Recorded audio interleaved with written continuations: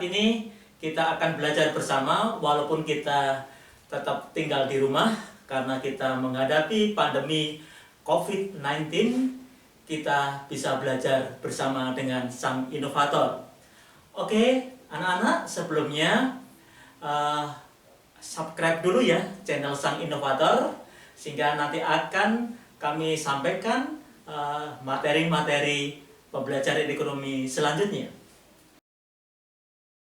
Langsung saja anak-anak, mari kita belajar tentang manajemen pada bab 5. Pada saat ini kita akan belajar tentang apa itu manajemen. Perlu saya sampaikan bahwa manajemen itu sangat penting bagi sebuah organisasi atau sebuah perusahaan. Karena dengan organisasi kita bisa memanage, bisa mengendalikan, bisa mengkoordinasikan segala tujuan dan target-target sebuah organisasi ataupun perusahaan. Nah, sekarang mari kita bersama-sama apa yang dimaksud dengan manajemen. Ada beberapa ahli yang telah menyampaikan teori tentang manajemen. Di sini kita bisa perhatikan ada seorang tokoh yang bernama George Robert Terry. Beliau mengatakan manajemen adalah sebuah proses yang di dalamnya ada unsur perencanaan, pengorganisasian, penggerakan, dan pengawasan. Dari apa? Dari seluruh sumber daya yang dimiliki untuk mencapai target yang efektif. Selanjutnya kita perhatikan dari pendapat Henry Fayol. Henry Fayol menjelaskan bahwa manajemen adalah suatu proses perencanaan, pengorganisasian, pengkoordinasian, dan pengawasan atau kontrol terhadap sumber daya yang ada agar mencapai tujuan yang efektif dan efisien. Oke, selanjutnya anak-anak kita sudah mengetahui apa itu definisi sebuah manajemen. Kita selanjutnya akan belajar tentang unsur-unsur manajemen.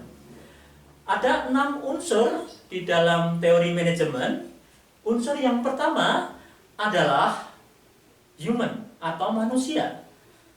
Faktor ini sangat penting dalam sebuah manajemen karena manusia yang melakukan praktik, manusia yang membuat tujuan, yang merencanakan, dan dia yang akan melakukan sebuah tujuan-tujuan yang akan dicapai. Manakala sebuah perusahaan ingin mencapai target yang ditentukan, maka manusia memiliki peranan yang penting. Yang kedua adalah money atau uang.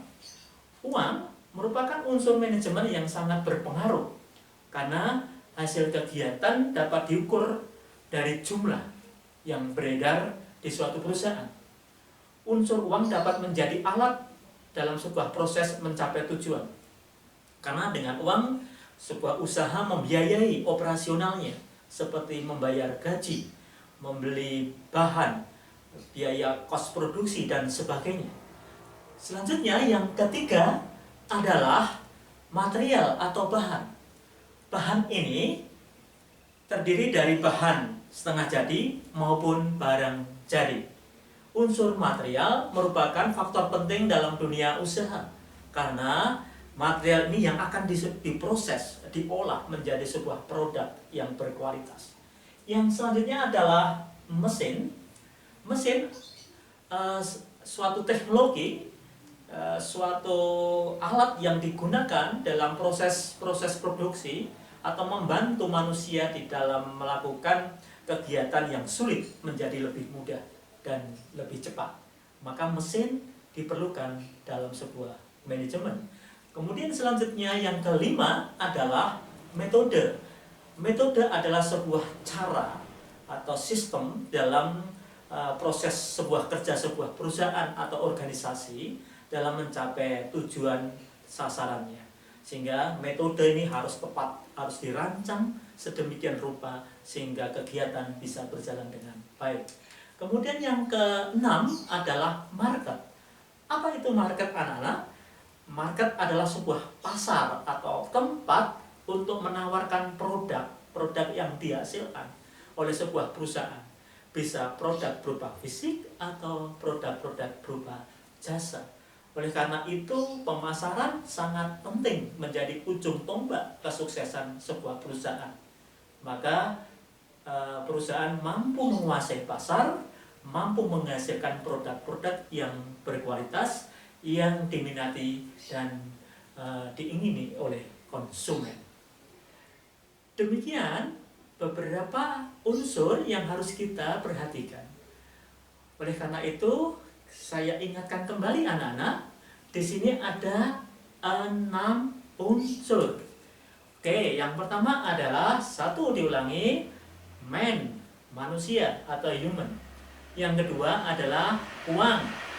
Yang ketiga material atau bahan. Yang keempat adalah mesin. Dan 5 metode. Dan yang terakhir adalah market. Oke, sudah jelas anak-anak? Kita lanjutkan materi berikut. Coba perhatikan gambar berikut. Di sini ada sebuah gambar yang menunjukkan sebuah tingkatan manajemen. Ya, tingkatan. Jadi ada 3 tingkatan di dalam gambar ini.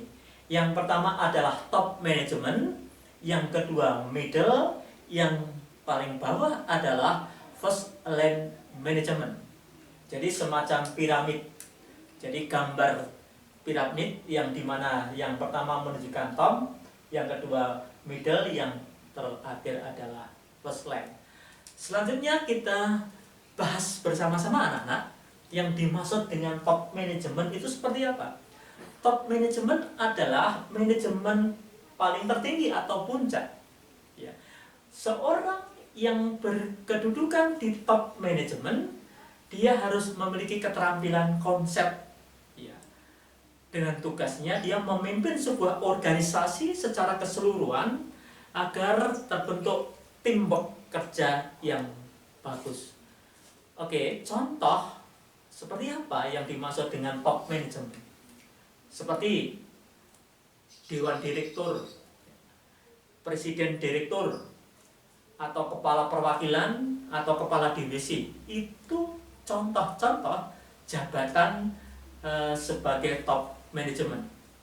Yang selanjutnya, yang kedua adalah middle, yaitu manajemen menengah.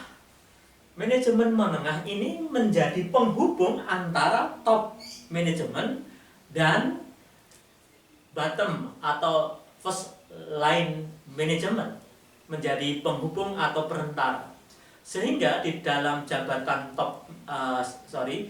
manajemen middle di sini profesinya adalah dia membawai atau mengarahkan kegiatan para manajer, mengkoordinasikan para manajer sehingga dapat berjalan organisasi dengan baik. Contoh sebuah jabatan middle management adalah kepala departemen, kepala bagian, atau mungkin manajer cabang, atau kepala pengawas. Dan selanjutnya yang paling bawah adalah manajemen lini pertama. Manajemen lini pertama ini memiliki keterampilan teknis. Jadi bukan konsep tapi teknis yang bertanggung jawab memimpin dan mengawasi tenaga operasional. Contohnya adalah mandor sebuah pabrik. Contoh kalau kita mengetahui di pabrik itu biasanya ada mandor. Kemudian kepala seksi, ya, yang langsung membawai tenaga teknis di lapangan, membawai operator, membawai tenaga administrasi, dan lain sebagainya. Oke, di sini anak-anak sudah paham betul apa yang dimaksud dengan tingkatan manajemen di sini. Oke, belajar yang rajin, dipahami, ya, dicermati materi ini, karena sang inovator nanti akan memberikan materi-materi yang berikutnya. Belajar di rumah dengan baik. Salam sang inovator.